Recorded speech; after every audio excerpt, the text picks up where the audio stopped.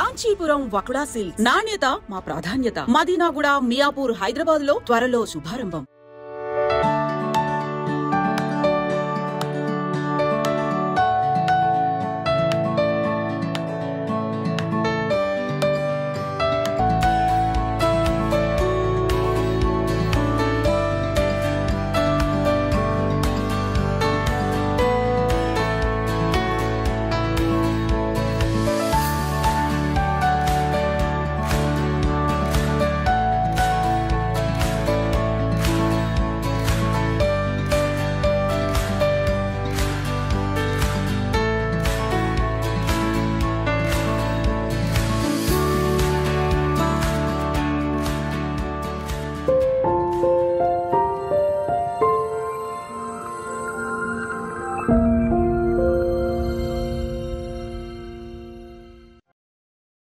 ఇంట్లో 5గురు పిల్లలుంటే సందడి సందడిగా ఉంటుంది. ఈ 5గురు పిల్లల్లో ఎవరు ఎక్కువ అల్లరి చేసేవాళ్ళు?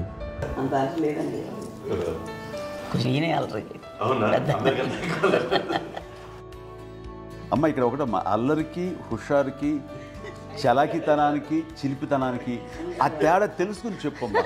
అల్లరంటే ఇప్పుడు నా ఇమేజ్ ఏమైపోద్ది, అల్లరంటే అల్లరుడు అని, నేనేమో చాలా రావుడు మంచి బాలుడు అనేలాగా నా ఇమేజ్ ఇది.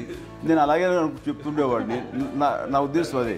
నేనేమో అల్లరి నన్ను అంటే చలాకితనం, అమ్మ అల్లరి అనుకునేది లేదంటే ఎక్కువ హుషారు కానీ చాలా బాగుండేవాడు అబ్బాయి. ఇంట్లో పనులన్నీ మీకు సాయంగా ఉంటాయి? అవునండి, వాడే చేసేవాడు. అది ఇంట్లో ఎవరు ముట్టుకునేవాడు కాదు, మా నాగబాబు అస్సలు ముట్టుకునేవాడు కాదు. అన్నిటికీ నాకు ఆయన సహాయమే పాపం. నాన్న ఆయన ఉద్యోగం వెళ్ళిపోయారు. నేను పాక్కుంటూ అలాగా వెళుతూ వెళ్ళిపోయాను, నాకు తెలియదు. తర్వాత అమ్మ చెప్తుంటే లేదుగా మాత్రం కొన్ని గుర్తుగుతాడు. కమ్మరకోలు ఉంది నాది, ఒక అది పెట్టి అది ఏడు కూర్చోతా ఏడుస్తున్నాను రోడ్డు మీద. అయ్యేసరికి వాళ్ళు 3 years కాదు. సో నన్ను వాళ్ళు తీసుకెళ్ళి వాడు కమ్మరకోలు కూర్చోబెట్టాడు. ఇక్కడికి ఏడుస్తాను, ఎవరికి వెళ్ళాడో తెలియదు వాళ్ళకి. సో అది ఒక గంట పోయిన తర్వాత అమ్మ ఎత్తుకుంటూ వాడు వచ్చి వాడు చిన్నబిడ్డ అనుకుంటారు మొత్తం తెచ్చుకుంటూ అది వాడు చూసి ఈ అబ్బాయి అన్నారు. కాదు అనేసింది. అదేంటి అంటారు, సరిగ్గా చూడమ్మా, ఈ అబ్బాయి మా అబ్బాయి అని. ఏంటమ్మా అంటే ఆ కమర్గూలలో కింద కూర్చోబెట్టాడు కదా, బస్ అంతా పూజ చేసుకుని అలాగే అయిపోయింది. అంటే రంగని కాదు కానీ ఆ కమరపూలలో కూర్చోబెట్టేసరికి ఆ మసిగిస్తూ ఇంకా నల్లగా అయిపోయింది. అంత నలుపుడేసరి నా బిడ్డ కాదని అమ్మ వెళ్ళిపోబోతుంది, మళ్ళీ ఏదో డౌట్ వచ్చి ఆగింది. అది కావు నేను నా బిడ్డ వేసాను. అప్పుడు చేసాడు కాడీస్ కట్టిందో డౌట్ నాకు.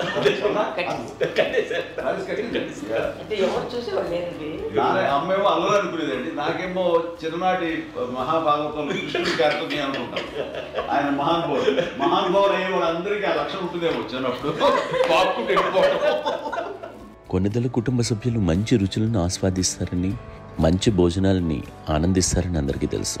చిన్నప్పుడు వీరి ఆహారపు అలవాట్లు ఎలా ఉండేవి? ఇదేవి ఎగిరేవి ఇవి ఎవ్రీ డే 2 పూట్ల ఉండాలన్న. మరి నాగబాబు పాపం ఏముంది, తిన్నట్టు ఇష్టం. మరి అన్ని రకాలుగా నాన్న కోసం చేసి పెడుతుంటే మరి తను ఇష్టపడక ఆ తర్వాత లేకపోతే కోపడక ఎలా ఉంటాడు చెప్పండి. 5గురు పిల్లలు అయినా అమ్మా నాన్నలు కొంతమంది పైనే ఎక్కువ దృష్టి పెడతారు. ఈ 5గురిలో మీరు ఎవరి మీద ఎక్కువ ఫోకస్ పెట్టేవాళ్ళు? కళ్యాణ్ బాబు. వాడంటే బాగా, అంటే వాడు ఏది తినేవాడు కాదు అస్సలు. ఆడికి ఏది తింటాడని ఇప్పుడు వాడికి నచ్చకపోతే, నేనైతే నచ్చకపోతే చాలా గోల్ చేసేవాడిని. అన్నయ్యకేమో చాలా అన్నయ్య ఏదైనా ఏది పెట్టినా తినేవాడు, అసలు అడ్జస్ట్మెంట్ మెంటాలిటీ. నాకేమో నచ్చకపోతే చాలా గొడవ పెట్టేవాడిని. తిండి ఇది ఒక అన్నం, ఇదొక కూరలు అని వెళ్ళిపోయేవాడిని. అమ్మకు అమ్మతో తిట్టి నాకు వెజిటేరియన్ ఎలర్జీ ఉండేది, అంటే చిరాకు అనమాట. కళ్యాణ్ బాబు ఏంటంటే తనకి ఇష్టమైన ఫుడ్ ఉంటే తింటాడు సైలెంట్గా, బాగలేకపోతే సైలెంట్గా వెళ్ళిపోతాడు. అమ్మకి ఇదేమంటారండి, వదిలేమో తన తింటాడు. అది నిశ్శబ్దంగా నిరసన ప్రకటించేవాడు. దాంతో వాడి గురించి చాలా ప్రొటెక్టివ్గా చూసుకునేది అమ్మ. పైగా చిన్నప్పటి నుంచి కొంచెం వాడు వీక్గా ఉండేవాడు, అంత బలమైన ఇది కాదు.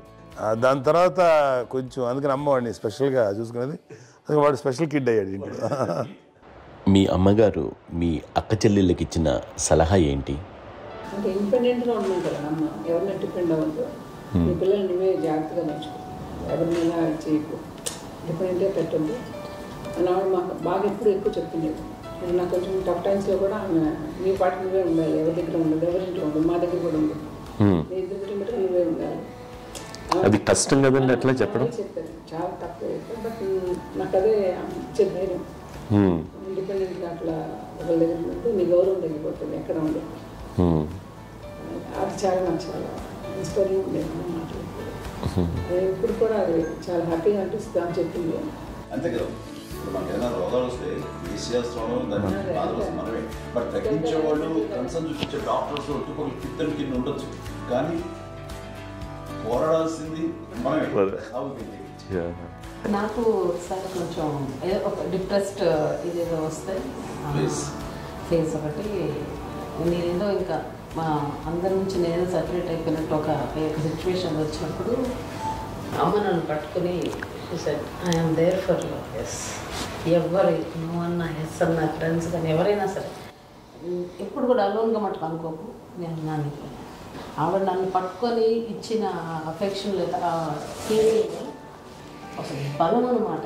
ఏంటంటే ఏమైనా చేయగలను నేను, పర్లేదు ఇంట్లో నాకేం ఏదైనా సాధించగలను అని ఒక భరోసా తల్లి దగ్గర నుంచి రావడం అనేది నాకు ఎవరు అవసరం లేదనిపించింది. అంత స్ట్రాంగ్గా ఆవిడ support, very strong, very practical. అంత స్ట్రాంగ్ చేసింది నాన్న అని చెప్పండి. మా పిల్లల విషయంలో మేము కూడా మేబీ అంత స్ట్రాంగ్ కాదేమో, సెన్సిటివ్గా ఉంటాం, కానీ అమ్మ మటుకు చాలా స్ట్రాంగ్గా ఉండి మమ్మల్ని కఠినంగా ఇలాగే ఉండాల్సింది, ఇలా ఉండండి అప్పుడే మీరు నేర్చుకుంటారు. ఇక్కడ అమ్మ పాజిటివ్నెస్ గురించి ఇంకో మాట చెప్పాలి. అంటే తన బిడ్డలకే కాదు, ఈ రోజున మా రెండో పాప శ్రీజ కూడా తనకి లైఫ్ చిన్న డిస్టర్బెన్స్ వచ్చింది. ఆ టైంలో కూడా తను ఏముందంటే అప్పుడు నాన్నమ్మ దగ్గరికి వెళ్ళాను, తను ఇచ్చిన భరోసా, తను ఇచ్చిన మాట వెళ్ళలేని ధైర్యం వచ్చింది నాతో. నాన్నమ్మ దగ్గర ఎప్పుడు కూర్చోస్తాడు అప్పుడే పాజిటివ్ ఫీలింగ్ వస్తుందని నాతో షేర్ చేసుకుంటాను. తను మాతో చెప్తుంటే అనిపిస్తుంది కరెక్ట్, అమ్మ ఏం పర్లేదమ్మా, లైఫ్ అంటే ఒకరితోనే అయిపోదు, ఆ ఒక్కరి వల్ల వాళ్ళ ఇన్ఫ్లుయెన్స్ తోటో వాళ్ళు మన మీద నియంత్రించడం కానీ మన బాధల్ని వాళ్ళు చేయడం అవుతాం.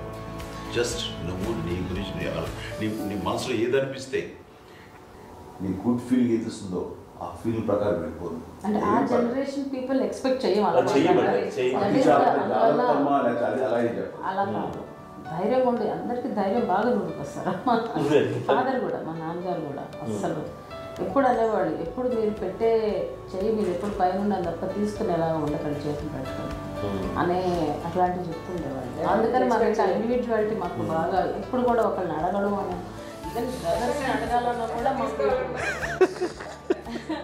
అది పడిపోయింది మైండ్లో, కొంచెం కష్టంగా ఉంటుంది. సో నాకు అంటే ఆవిడ మా అమ్మ ఏదన్నా కొంచెం డిప్రెస్ అయినా నేను చాలా ఎక్కువ అమ్మకి షేర్ చేసుకుంటే, అన్నయ్య కూడా లేడు, అన్నయ్య ఉన్నప్పుడు ఓకే, లేనప్పుడు నేనే ఎక్కువ షేర్ చేసుకున్నాను. బట్ ద బెస్ట్ థింగ్ మా అమ్మ దగ్గర నుంచి హగ్ అండి.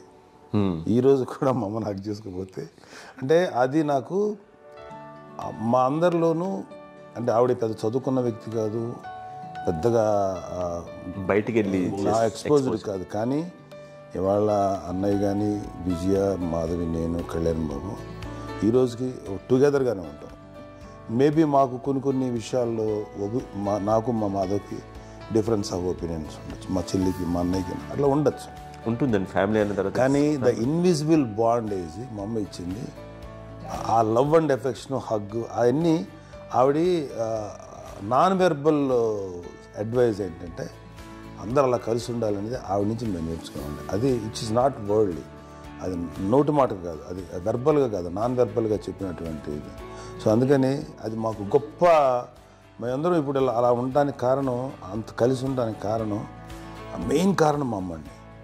అది సో అందరూ ఉండాలనేది మా అమ్మ అడ్వైస్. ఇప్పుడు కూడా నేను ఎప్పుడైనా ఏదైనా ఫీల్ అయినా, అన్నయ్య ఫీల్ అయినా, లేదు నాన్న అట్లా వదుకు, ఇట్లా ఉండండి, ఇట్లా ఉండి ఇప్పటికీ చెప్తుంది. మేము ఎవరైనా ఎప్పుడైనా మా చెల్లితో గొడవపడ్డా అనుకోండి, నేను అట్లా అనకరా అని, ఎట్లాగా అన్న ఏమో లేదులేమ్మా ఏదో అన్నాను కానీ ఫీల్ అవ్వకమ్మా, మేమందరం కలిసి ఆవిడని అసలు టెన్షన్ పెట్టవండి మేము. సో అలా అది ఆవిడ నేర్పించింది, అలా కలిసి ఉండటం అనేటువంటి బాండేజ్ని ఆవిడ తన ఒక హగ్తో చెప్పింది. అన్నయ్య సినిమా చూడండి, జాదుకే చెప్పాను కదా, అది మా అమ్మ దగ్గరే ఉందండి. శంకరదాదాలో చెప్తాడు చూడండి. ఇప్పుడు మోడ్రన్ వర్డ్స్లో చెప్పాలంటే మీ అందరికీ ఆవిడ ఒక వైఫై లాంటిది. Yes, you can say that. Yes yes. ఇంకొక అడ్వైజ్ కట్టేనండి, అమ్మ విషయంలో నేను గొప్పగా ఫీల్ అయ్యేది, కానీ చాలామంది పెద్దలు రిటైర్ అయిపోయి విశ్రాంతి తీసుకుంటున్నటువంటి పెద్దలందరూ కూడా ఆచరించే విధంగా ఒక విషయాన్ని నేను గమనించాను. ఇప్పుడంటే నా దగ్గర ఉంటుంది కాబట్టి ఉన్నాను. అమ్మ విడిగా ఇంకొక ఇంట్లో ఉండేది 9 సంవత్సరాలు, నాన్నగారు దూరం దగ్గర నుంచి ఉండేది. 5 సంవత్సరాలు ఒంటరిగా ఉండి నన్ను బిడ్డలందరూ ఎవరు మానవ వెళ్ళిపోయారు, నేను ఒంటరి అయిపోయాను అన్న ఫీలింగ్ అమ్మ ఎప్పుడు ఉండేది కాదు. తర్వాత బిడ్డలు ఆయా వాళ్ళ టైం బట్టి వచ్చి చూసుకుంటే సరిపోతుంది. అది వారమా, నెలక, 2 నెలక, అసలు ఒకసారి రాలేని పరిస్థితిలో ఉంటుంది. 5 నెలల పాటు ఇదే ఊళ్ళో ఉండి పక్క వీధుల్లో ఉండి ఎవరి పనులు వాళ్ళు బిజీగా ఉండి, ఎవరి షూటింగ్ వాళ్ళు బిజీగా ఉండి, ఎవరి ప్రొఫెషన్లో వాళ్ళు బిజీగా ఉండి, ఎవరి ప్రొఫెషన్లో వాళ్ళు బిజీగా ఉండి, తన సంసారం తను బిజీగా ఉండి అనుకోసరి అమ్మ ఏమి ఫీల్ అయ్యేది. ఏంటమ్మా రావట్లేదు, అసలు పట్టించుకోవట్లేదు ఏంటి అంటే, అంతేలేమ్మా అని ఇలాంటి నిరసన మాటలు కానీ, ఈసరింపు మాటలు కానీ, లేకపోతే న్యూనతాభావం కానీ ఇలాంటివి ఎప్పుడు అమ్మకు లేవండి.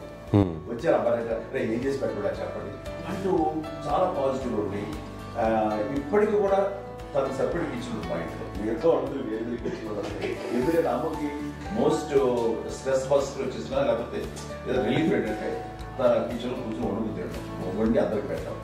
ఇప్పటికీ కళ్యాణ్ బాబు అక్కడక్కడ తిరిగేసి ఎక్కడెక్కడో చేసి నిరసన చేసి అన్ని రకాలుగా చేసి వస్తే అమ్మకి చాలా జాలి. ఆడేదో ఇంకా మేము గుడ్లా కష్టపడుతున్నాం, కానీ ఆడి ఎంతగా వెళ్ళేదో మీ టీవీలో వాటిలో అది ఎక్కువగా చూపించేసరికి వాడే కష్టపడతారు, మేము కష్టపడలేదు ఫీల్ అమ్మకి. అందులో వాడు రాగానే ఎలా వచ్చేవా అని అమ్మ ఎక్కడ కళ్యాణ్ బాబు అంటే ముందు అమ్మను కానీ ఎక్కడ కళ్యాణ్ బాబు తను ఎక్కడ ఉంటాడు, ఏ ఉంటాడు తెలుసు. అది తెలిసిన తర్వాత ఎక్కడ తను వాడికి ఇష్టమైన బిర్యానీ అవి చేసి చక్కగా పంపించి అన్నీ చేస్తుంది.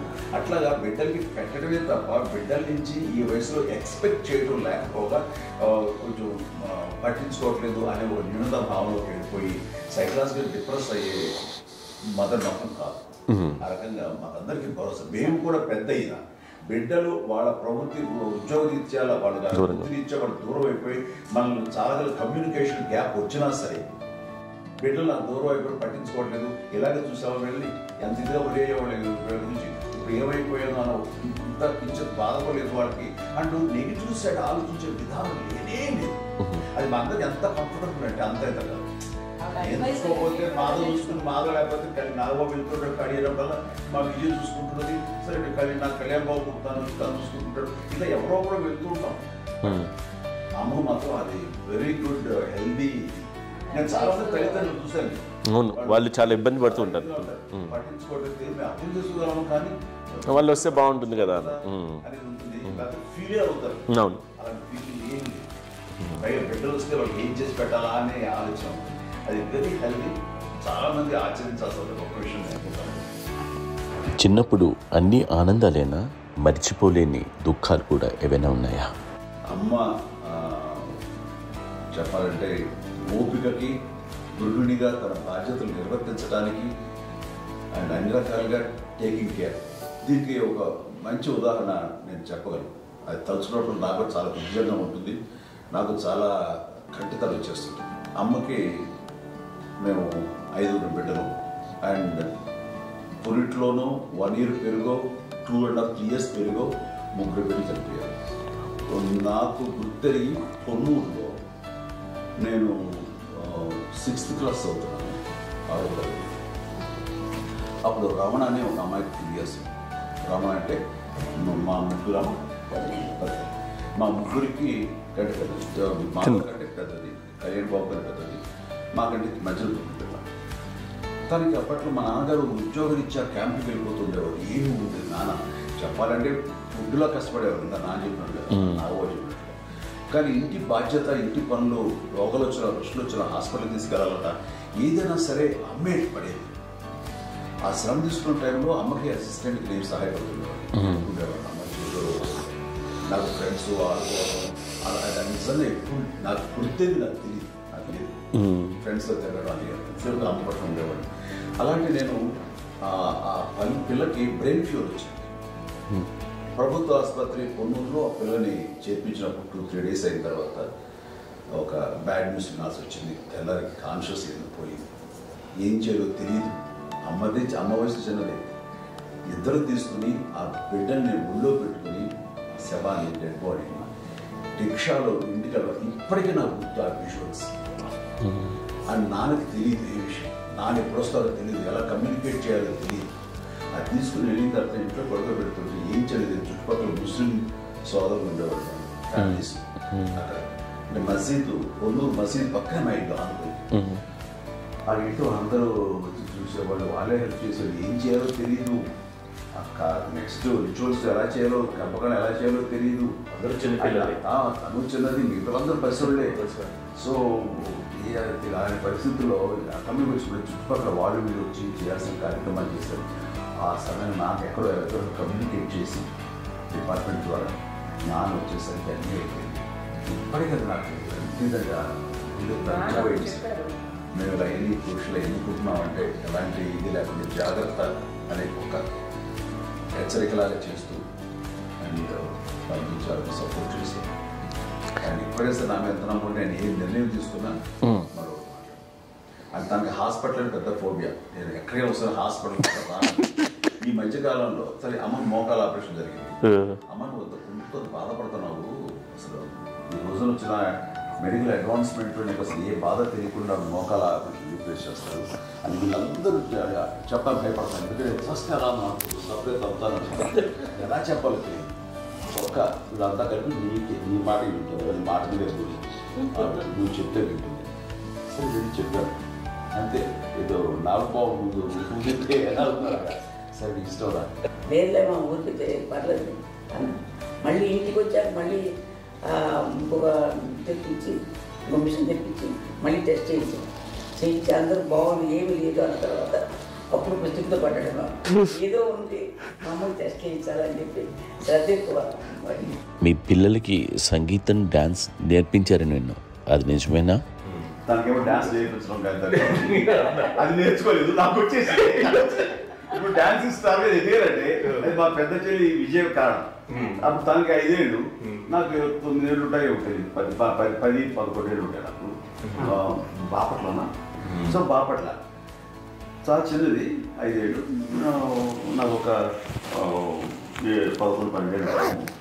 తను తీసుకొని గోడ మీద పెట్టుకోవడం అలా కూర్చొని చూస్తుండేవాడు. కూర్చుంటే అది నేర్చుకుంటుంది. నేను మానసికంగా నేర్చేసుకున్నామండి.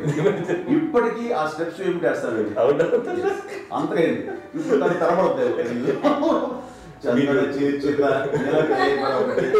ఇంకోటి ఏంటమ్మా, నమో నమో ఎన్ని ఉన్నాయో సాంగ్స్ నేను నేర్చేస్తున్నాను అన్నమాట.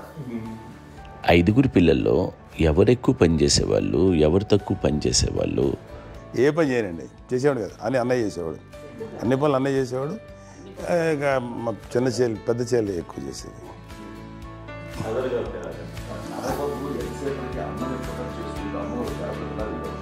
అదే అబద్ధం అండి. అది అన్నయ్య నన్ను గౌరవంగా మాట్లాడుతున్నాడు కానీ, అన్నయ్య అవుట్ ఆఫ్ ప్రొటెక్షన్ మాట్లాడుతున్నాడు కానీ, అవుట్ ఆఫ్ మాట్లాడుతున్నాడు కానీ అసలు ఎప్పుడు ఏ పని చేయలే. లేదు నిజం ప్రామిస్ అండి, ఏ పని చేసేవాడు కాదు. మా ఇద్దరికి మధ్యలో పాపం అన్నయ్య చాలా పని చేసేవాడు. ఎంత పని చేసేవాడు, నేను ఇచ్చిన తర్వాత మళ్ళీ నాకు ఏదైనా చిన్న పని చెప్తే అది కూడా నువ్వే చేయనివ్వండి. ఆ కోపం వచ్చేది, కోపం వచ్చి ఒకడు కొట్టేవాడు. కొడితే కోపం వచ్చేది తప్ప నేను వెళ్ళేవాడిని కాదు. అమ్మకి ఎప్పుడు ఏంటంటే ఒక ఇదే పని చేయడని, అంతే. నిజంగా ఏ పని చేసేవాడు కాదు. అవునా? లేదు లేదు లేదు మహాప్రేమ.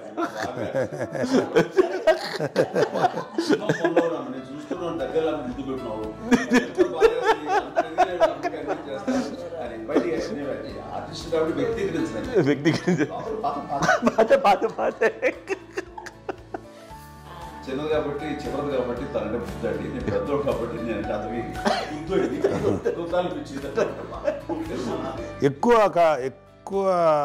కష్టపడింది కానీ మా నాన్నగారి చేతిలో ఎక్కువ అంటే నాన్న బాగా కోపం ఎక్కువ అనుమానించింది కానీ అన్నయ్య పాపం బాగా దొరికేసేవాడు పాపం. ఒకసారి అంటే మరి మాకే అనిపించి ఏంటి ఇంత దారుణంగా ఉంది నాన్న మీద కోపం వచ్చేది నాకు. నాన్న మీద కోపం వచ్చేది, నాన్న చేసి బాధ అనిపించేది. అమ్మాయి ఏమనేది కాదు. సరే అయినా సరే ఎప్పుడు కూడా పోనీ అంది చేసినా మళ్ళీ తను హైపర్ యాక్టివ్ అన్నయ్య. ఫుల్ ఇప్పటికీ ఉన్నాడు. ఇప్పుడు ఈ రోజు కూడా అదే అన్నయ్య, సేమ్ హైపర్ యాక్టివ్.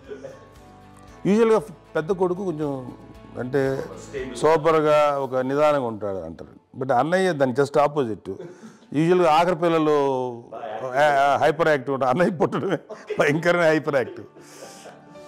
ఒకప్పుడు అమ్మాయిల్ని ఎక్కువగా బయటికి పంపించేవాళ్ళు కాదు, అబ్బాయిల మీద కూడా అనేక ఆంక్షలు ఉంటూ ఉండేవి. మీ పిల్లల్ని అలా ఆంక్షల మధ్య పెంచారా, లేకపోతే పూర్తి స్వేచ్ఛనిచ్చారా? అంటే మాకు మా నాన్నగారు కానీ మా అమ్మగారు కానండి మాకన్నా చాలా బ్రాడ్ మైండ్ ఉన్న వ్యక్తులండి. ఎందుకంటే పిల్లలు ఎక్కడికైనా బయటకు వెళ్తే ఇప్పుడు మేమైతే భయపడిపోతాం. మా విజయ్ కానీ మా చిన్న చెల్లి అన్నయ్య నేను అందరం కూడా ఇవాళ ఉన్న పరిస్థితిలో వాళ్ళు ఎప్పుడు భయపడేవాళ్ళు కాదండి. ఎక్కడికి వెళ్తాను వీళ్ళని ఇచ్చేవాళ్ళు, లేట్ అయినా అసలు ఏమనేవాళ్ళు కాదు. లేకపోతే ఏదైనా మోటార్ బైక్లు వేసుకున్నాం, లేకపోతే కారులో ఎట్లా పడితే ఎట్లా వెళ్ళినా సరే ఏమనేవాళ్ళు కాదు. వాళ్ళు తెలియకుండానే మాకు ఒక ఫ్రీడమ్ ఇచ్చారండి.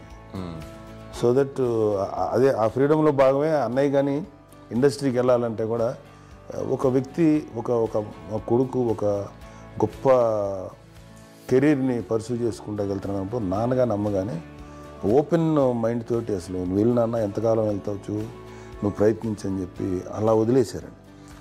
అన్నయ్య కూడా ఏంటంటే మోస్ట్ రెస్పాన్సిబుల్గా వెళ్ళి చాలా మేజర్ అమౌంట్ అన్నయ్యకి కూడా పెద్ద అమ్మకు వందలు ఇచ్చేది కాదు. కరెక్ట్గా ఆ ఇన్స్టిట్యూట్లో చదువుకునేటప్పుడు ఎంత ఇవ్వాలో కరెక్ట్గా ఇచ్చేది.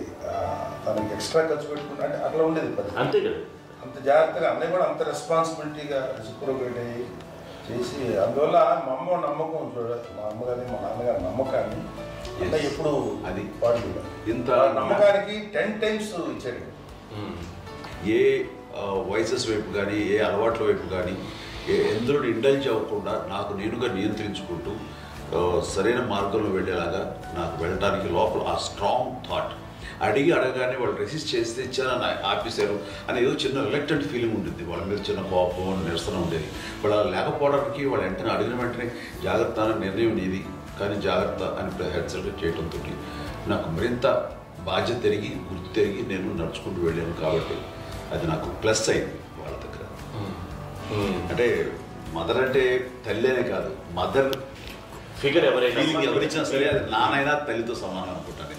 నాకు చెప్పినట్లుగా అట్లాగా అలసిపోయి వచ్చిన నాకు కాళ్ళు నొక్కుతుంటే నాకు భయం వేసేసేది. ఆ తర్వాత పడుకో గదవాయించేవాడు, అది కూడా కోపం. అంటే ఉదాహరణ అంటే మళ్ళీ అదే నాకు తిడతారు, ఎందుకు కాదు పడుకుని ఎక్కడ నిద్ర వస్తుంది నాన్న అంటే. సో ఆ రకంగా నాన్న తన ప్రేమను చూపిస్తుంటాను. ఆ తర్వాత గోండా టైప్లో కూడాను నేను ట్రైన్ కింద వెళ్తుంటే నాన్న అక్కడే ఉన్నారు, రాజమండ్రి దగ్గర ప్రాంతంలో. ఆయన చాలా కోపం చేస్తుంది, ఇలాంటి చేస్తుంటావు నువ్వు, ఏదైనా అయితే ఏంటి అదే చెప్పి. ఏం పర్లేదన్నా ఏమవుతుందో అన్ని రకాల సేఫ్టీ అన్ని రకాల జాగ్రత్త చూసుకున్నాం. ఈ రోజు ఉన్నంత సేఫ్టీ అప్పుడు లేదు. అయినా సరే రేపు పొద్దున నీ కొడుకులు ఇలాంటి పరిస్థితుల్లో నీకు తెలిసి వస్తారు అప్పుడు అనేవాడు. ఎన్నిసార్లు ఆ మాట అనేవాడు. నాకు నిజంగానే మగధీర టైంలో కుర్ర వ్యక్తిని అటు రోడ్డు మీద పడిపోయాడు అని అన్నప్పుడు అక్కడ ఆ ఫస్ట్ టైం ఆ ఫీలింగ్ కలిగింది. అలాగే పీటర్ హెయిన్స్ అనేవాడు ఫస్ట్ మగధీరలో జంప్ చేస్తారు, మోటార్ బైక్ జంప్ చేసినప్పుడు ట్రైల్లో పీటర్ హెయిన్స్ అంత హైట్ నుంచి 20 feet 25 feet హైట్ నుంచి పడిపోయి మొత్తాన్ని బోన్స్ని ఎరగొట్టుకుని వాడు 7 నెలల పాటు వాడు ఇప్పుడు హాస్పిటలైజ్డ్. అది వీడైతే ఏమో తలుచుకుని భయం వేసేసేది. అప్పుడు నాన్న గుర్తుకు వచ్చేవాడు, ఓహో వాళ్ళ టెన్షన్ ఇంతే లేవు, మనకి మన కొడుకు వస్తే తెలియదు ఈ మాట నాన్న ఎప్పుడూ అన్నారని అనిపిస్తుంది. Sweet memories. అత్త కోడళ్ళ మధ్య అనుబంధం ఎలా ఉంటుంది? సురేఖ్ గారితో మీకున్న అనుబంధం గురించి చెప్తారా? మాకండి కోడలు కాదండి, నాకు కూతురండి. అంత బాగుంటాం మేమిద్దరం కూడా.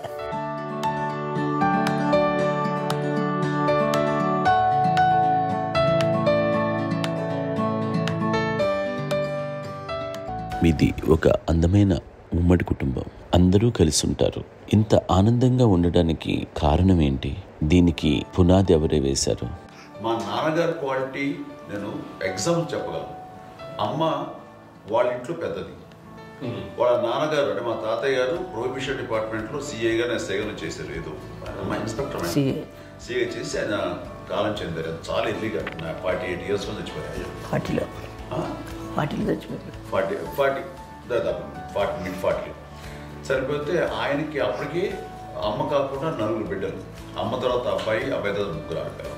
వాళ్ళు ఏంటంటే రాకరావడి నాగబాబు కంటే కూడా చిన్నమ్మ. అది ఆ వయసు అంత చిన్నవాడు. అమ్మ మా పిన్నమ్మలు నాకంటే చిన్నవాడు. అలాంటి పిన్నమ్మల్ని ఆయన వీళ్ళ నాగ చనిపోయిన తర్వాత తన ఫ్యామిలీ అంతగా నాన్న పెంచారు. నాన్న కూడా అరాపురా శాలరీ మీద బతికేదే తప్ప కూడా కాదు. సో తనకు మిగిలిన దాంట్లో మళ్ళీ ఆ ఫ్యామిలీని చూసుకోవడం, మా అమ్మమ్మని చూసుకోవడం, వాళ్ళ మంచి చెడు చూసుకోవడం. వాళ్ళకు ఇల్లు మాత్రం ఉంది మొగల్తూరులో. ఆ ఇంట్లో వాళ్ళు అద్దెకు వస్తే ఆ కొంచెం డబ్బు నానిచ్చే డబ్బు, అక్కడ పొలం కొనిచ్చారు. ఆ పొలం మీద ఇచ్చే డబ్బుతోటి అంతా బాగా చూసుకోరు తన ఫ్యామిలీ లాగా వాళ్ళు. కాబట్టి నాన్న ఫస్ట్ సూత్రధారి. అమ్మ కూడా ఫ్యామిలీ బాండింగ్, టుగెదర్నెస్ అనేది స్ట్రాంగ్గా ఉండటానికి నాన్న ఏర్పాటు చేసినటువంటి బీజం. అది అమ్మ కంటిన్యూ చేస్తుంది. మేము ఇవన్నీ చూసి మేము నేర్చుకుని మేము టుగెదర్ అట్లానే ఉంటాం. అందునే we are very rich in terms of emotional bonding.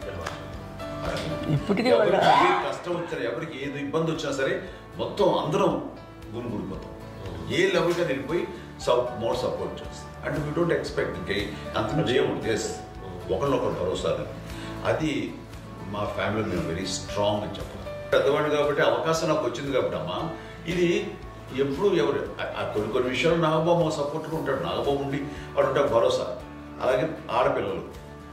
మీ అందరిలోనూ అమ్మని ఎవరు ఎక్కువ జాగ్రత్తగా చూసుకుంటారు? ఎగ్జాక్ట్లీ. మేము కూడా గమనించలేని సున్నితమైనటువంటి విషయం, లైక్ తండ్రి విషయం కానీ, అమ్మ మూడు కానీ, అన్నయ్య ఎంత క్యాజువల్ ఎంత బిజీ ఉన్నా ఆ ఒక అమ్మాయి అంటే అలాగే చాలా చిన్న చిన్న విషయాలు కూడా చాలా మెడికల్ ఇంట్రెస్ట్. అందుకని మాకు అన్నయ్య ఉన్నాడు, అన్నయ్య దగ్గర ఉన్న అమ్మ అంటే ఇంకా ఎక్కువ రిలాక్స్ అయ్యాను. అన్నయ్య దగ్గరికి వచ్చాక మేము అందరం చాలా కంఫర్ట్ అయిపోయాం. ఎప్పుడు ఎవరు కొన్ని విషయాలు నాగబాబు సపోర్ట్గా ఉంటాడు. నాగబాబు ఉండి వాడు ఉంటాడు భరోసా.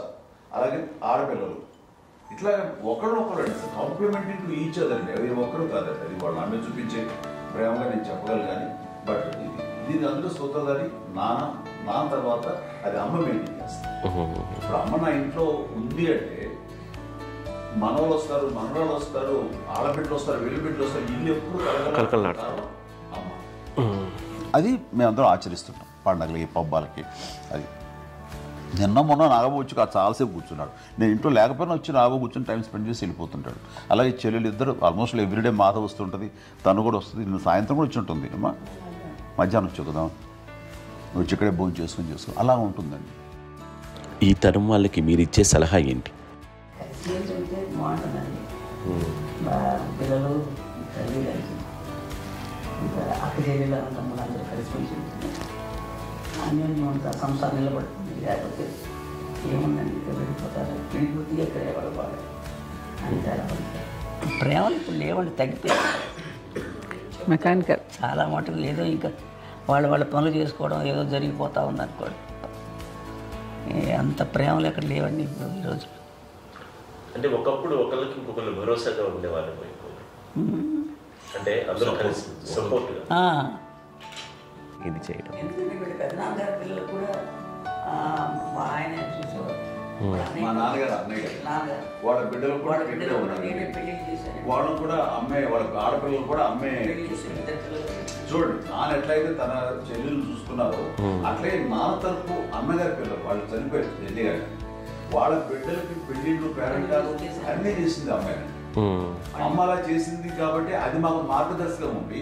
ఇప్పటికీ వాళ్ళు కొంచెం ఒక మాదిరి పరిస్థితి ఉంటే వాళ్ళకి ఇల్లు కూడా పెట్టడం కానీ వాళ్ళకి తగిన సహాయం కనుక ఎవ్రీ మంత్ మా పెదనాన్నగారి అమ్మాయి వాళ్ళు అప్పుడు 70 వాళ్ళకి ఎవ్రీ మంత్ మా ఇంటి నుంచి ఓ మొత్తం వెళ్ళిపోతాం 10,000-15,000 ఎన్నో సంవత్సరాలు వెళ్ళిపోతాను బ్యాంక్ ఫస్ట్. అదంతా కూడా మా పెద్దలు వచ్చింది. వాళ్ళు కూడా వచ్చి అమ్మని అంతా ప్రేమలో చూస్తారు, ఇష్టంగా చూస్తారు. అమ్మాయి దాకా చెప్పినట్లు ఇచ్చే మెసేజ్ ఏంటన్నది అమ్మ మాటలో చెప్పాలంటే బంధాలు, బాంధవ్యాలు అన్నది ఎనలేని ఆస్తిపాస్తులు. సో సో ఎలాగైతే డబ్బు ఎంత సంక్రమించింది, ఎన్ని ఆస్తులు వచ్చాయి ఫిజికల్గా అనే దాని మీద కంటే కూడా ఇవి ఆస్తిగా తీసుకుంటూ నేను విలువ ఎరిగి గుర్తెరిగి దాని ప్రభావం తెలుసుకుని అది కనుక మనం ఇచ్చుపుచ్చుకుంటే ఫ్యామిలీలో అంటే దాన్ని మించినటువంటి గొప్ప సంపద. కష్టాలు వచ్చినప్పుడు డబ్బు తీరుస్తుంది కాదండి, కష్టం వచ్చినప్పుడు ఒక భుజం తీరుస్తుంది, ఒక చేయూత తీరుస్తుంది. అది మన బ్లడ్ రిలేషన్ మనలో మనకి అది ఉండటం అనేది అదృష్టంగా ఫీల్ అవుతుంది. అంటే ఒకసారి అమ్మ చూసి నాకు ఎందుకు అనిపిస్తుందంటే అది ఎవరి ద్వారా సంక్రమించడానికి తన ఆ చెట్టు కొమ్మగా కాబట్టి ఆ చెట్టుకే మనం ఆపాదించాలి. ఎక్కడో మామూలుగా ఉండాల్సిన వాడు ఈ రోజున ఈ స్థితిలో ఉన్నాము, ఇంతమందికి లైఫ్ రావటానికి దోహదపడ్డాము, ఇంతమంది కలిసికట్టుగా ఉండడానికి ఇదైంది. అమ్మని చూస్తుంటే నాకు ఏమనిపిస్తుందంటే అబ్బా ఇలాంటి జన్మం మనకు ఎవరికైనా ఉంటుందా? ఇంతమంది మనుషుల చేత కొలవబడేవాళ్ళు, ఆరాధింపబడేవాళ్ళు, అభిమానించబడేవాళ్ళు, ఇంతమంది నా వంశమా, నా సంపద అని అమ్మ ఫీల్ అంత గొప్ప ఫీలింగ్ ఎవరికి ఉంటుంది? మా చెల్లెలు కూడా వస్తే నేను అనుకోవట్లేదు, సూర్య కూడా ఉంటుందని నేను అనుకోవట్లేదు. అలాంటి గొప్పగా ఇది. అండ్ ఆ రకంగా షీఈస్ వెరీ చాలా గొప్ప జన్మ. అమ్మకి చిన్న మానసికంగా చిన్న ఏదో ఒక డిప్రెషన్ అది వచ్చింది. ఏదో నాన్న గుర్తుకొచ్చో, నాన్న లేరనో, అంటే వాళ్ళ అమ్మగారు కూడా అదే టైం చనిపోయారనో, తన దగ్గర ఉంటారు ఏదో ఉన్నప్పుడు మేము అందరం సపోర్ట్గా ఉండి రామకున్నా నా దగ్గర ఉందిగా అని చెప్పేసి అప్పట్లో అమ్మ వేరే ఉన్నప్పుడు ఒకటే